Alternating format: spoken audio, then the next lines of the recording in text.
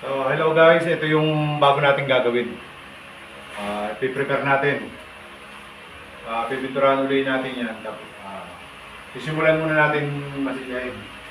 Kung nakikita nyo, yan may masilya na. So, simulan natin yan. Preparation muna natin.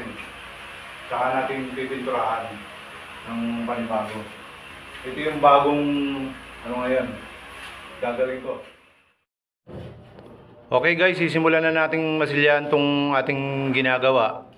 Gagamitan natin siya ng polytop para sumara lahat ng mga bikat niya, pati yung pinag-black screwan.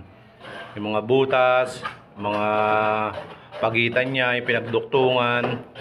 Mamasilyahin natin lahat para maganda yung preparasyon natin, para maganda rin yung kalalabasan ng pag-finish natin ito. Yan. Yan, ganyan lang po ang pagpahid ng ng polytop.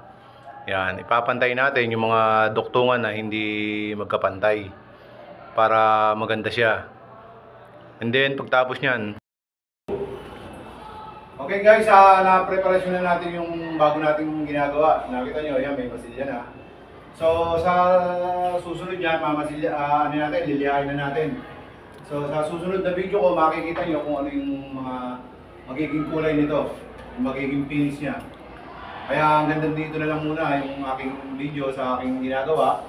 Sa mga baguhan na hindi pa nakapag-subscribe sa YouTube channel ko, na kayo, subscribe. Maraming salamat sa inyo. Bye-bye. Bye-bye.